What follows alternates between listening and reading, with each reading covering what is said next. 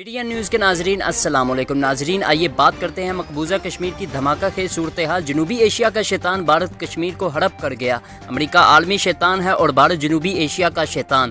جس طرح امریکہ اچانک فلسطین، عراق، شمالی کوریا اور ایران کی صورتحال کو دھماکہ خیز بنا دیتا ہے، اسی طرح بھارت نے اچانک مقبوضہ کشمیر کی صورتحال کو دھماکہ خیز بنا دیا ہے۔ اسی دھماکہ خیزی سے پہلے بھارت نے مقبوضہ کشمیر میں امرت ناتھ یاترا پر گئے ہوئے یاتریوں کو پیغام دیا کہ وہ یاترا یا مقدس سفر ختم کر دے۔ بھارت نے مقبوضہ کشمیر میں مزید 28,000 فوجی تعینات کرنے کا اعلان کر دیا ہے۔ امریکہ، برطانیہ اور جرمنی نے اپنے سیاحوں کو مقبوضہ کشمیر میں نہ جانے کا مشورہ دیا ہے۔ سری نگر کے میئر نے شکایت کی ہے کہ ان کی گاڑی کو کئی بار روکا گیا ہے، حالانکہ ان کی گاڑی ان کی بیمار بیٹی کے لیے دوا لانے کے لیے استعمال ہو رہی تھی۔ بھارت کی معروف صحافی بھرکا دت نے مقبوضہ کشمیر کی صورتحال کو بحرانی قرار دیا ہے۔ اس صورتحال نے مقبوضہ کشمیر کے عوام میں شدید خوف و ہراس پیدا کر دیا ہے۔ لوگ غذا اور پٹرول کا ذخیرہ کرنے میں مصروف ہو گئے ہیں۔ دوسری جانب بھارت نے جنیوا کنونشن کی خلاف ورزی کرتے ہوئے کشمیریوں پر کلسٹر بم پھینکنے شروع کر دیے ہیں۔ وادی نیلم میں کلسٹر بمبوں کے حملے سے ایک بچے سمیت 2 افراد شہید اور 11 زخمی ہو گئے ہیں۔ اطلاعات کے مطابق مقبوضہ کشمیر میں پاکستانی سرحد کے ساتھ بھارتی فوجوں کی غیر معمولی نقل و حرکت دیکھی گئی ہے، چنانچہ پاک فضائیہ اور بڑی فوج کو کسی بھی صورتحال سے نمٹنے کے لیے تیار رہنے کے امکانات جاری کر دیے گئے ہیں۔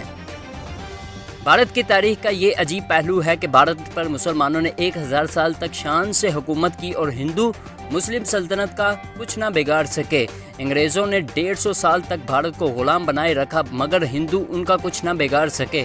بھارت میں جنگ آزادی برپا ہوئی تو بیشتر مقامات پر اس کا بوجھ مسلمانوں نے اٹھایا، چنانچہ جنگ آزادی کا خمیازہ بھی مسلمانوں نے ہی بھگتا۔ سر سید احمد خان نے مسلمانوں کو پالتو ثابت کرنے کے لیے ایک پوری کتاب لکھ ماری، مگر انگریزوں کو معلوم تھا کہ جنگ آزادی کی پشت پر صرف مسلم شعور کام کر رہا تھا، چنانچہ انہوں نے ہندوؤں کو اپنا اتحادی بنایا مگر مسلمانوں کو اپنا اتحادی بنانے سے کیا سمجھنے سے بھی انکار کر دیا۔ لیکن جب سے ہندوستان آزاد ہوا ہے اور طاقت ہندوؤں کے ہاتھ میں آئی ہے، انہوں نے پورے خطے کو جینا حرام کر دیا ہے۔ ہندوستان پاکستان کو توڑنے میں اپنا کردار ادا کر چکا ہے اور بچے کچے پاکستان کو ختم کرنے کے منصوبے پر عمل پیرا ہے۔ پاکستان کے پاس ایٹم بم، میزائل اور چھوٹے ایٹم بمبوں کی اہلیت نہ ہوتی تو بھارت کب کا پاکستان کو رون چکا ہوتا، مگر بھارت کے شر سے صرف پاکستان ہی پریشان نہیں، بھارت سری لنکا کی خانہ جنگی میں ملوث تھا۔ اس لیے ایک تامل عورت نے بھارتی وزیر اعظم راجیو گاندھی کا قتل کر دیا۔ بھارت مالدیپ میں فوج اتار چکا ہے۔ نیپال ایک ہندو ریاست اور بھارت کا بھائی ہے، مگر بھارت کبھی اس کا پیٹرول بند کر دیتا ہے، کبھی کھانے پینے کی اشیاء کی ترسیل بند کر دیتا ہے۔ چنانچہ نیپال بھارت سے زیادہ چین کے قریب ہے۔ برما کو بھارت اپنا ایک صوبہ سمجھتا ہے اور اس لیے اپنے بجٹ میں رقم مختص کرتا ہے۔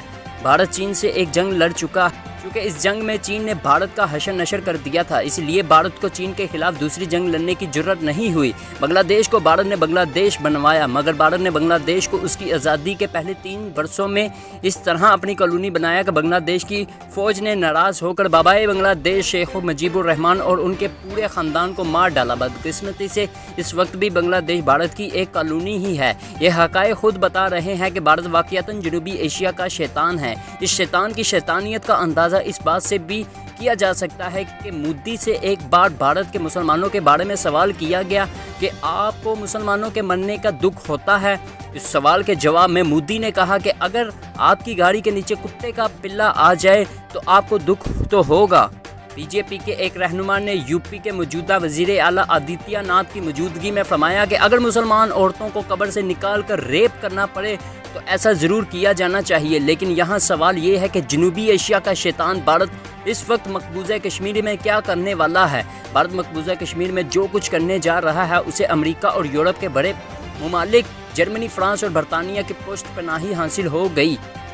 وہ مقبوضہ کشمیر کی ابتر صورتحال پر ایک آدھا بیان ضرور جاری کریں گے مگر عملاً کچھ نہیں کریں گے۔ پاکستان کی اسٹیبلشمنٹ اور عمران خان اس وقت بڑے مسرور ہیں۔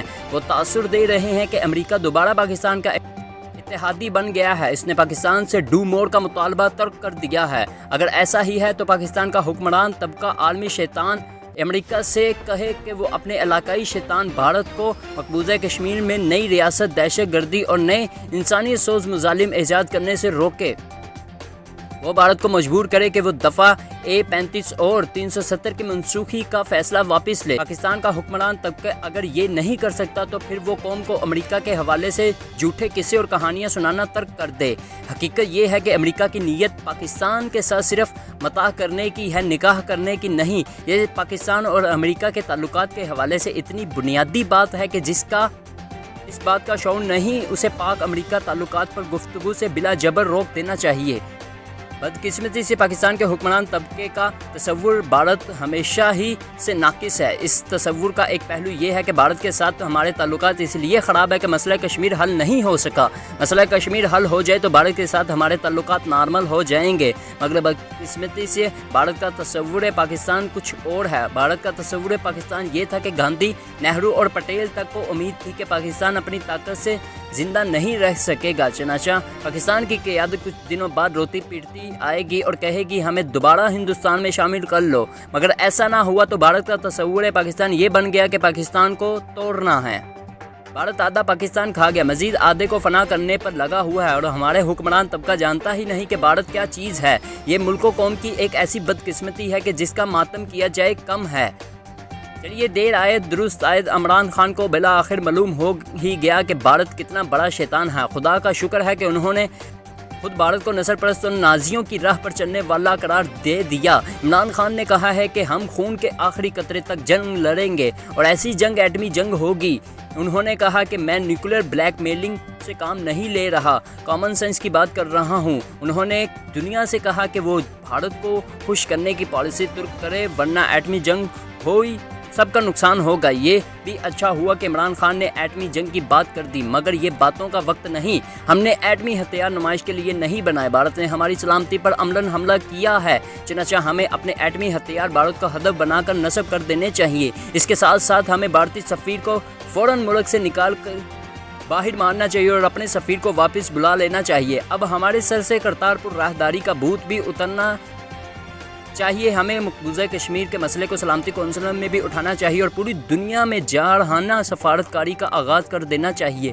عمران خان نے اپنی تقریر میں قائد اعظم اور دو قومی نظریے کو بھی یاد کیا ہے۔ یہ تاریخ کا جبر ہے یا کچھ اور؟ اب دو قومی نظریے اور قائد اعظم کی عظمت کی گواہی محبوبہ مفتی نے بھی دی ہے۔ انہوں نے کہا کہ قائد اعظم اور ان کا دو قومی نظریہ درست تھا اور ہم نے 1947 میں بھارت کے ساتھ الحاق کر کے غلطی کی۔ دو قومی نظریہ اسلام کے سوا کچھ نہیں، مگر اسلام اپنی عظمت کے اظہار کے لیے قربانی بھی طلب کرتا ہے۔ کیا پاکستانی حکمران قربانی کے لیے تیار ہیں؟ ناظرین، آپ مسئلہ کشمیر پر کیا کہتے ہیں؟ کمنٹ باکس میں اپنے خیالات کا لازمی اظہار کیجیے۔ دوستو ہمارے چینل کو سبسکرائب کر دیں تاکہ ہماری آنے والی ویڈیوز بر وقت آپ تک پہنچتی رہیں۔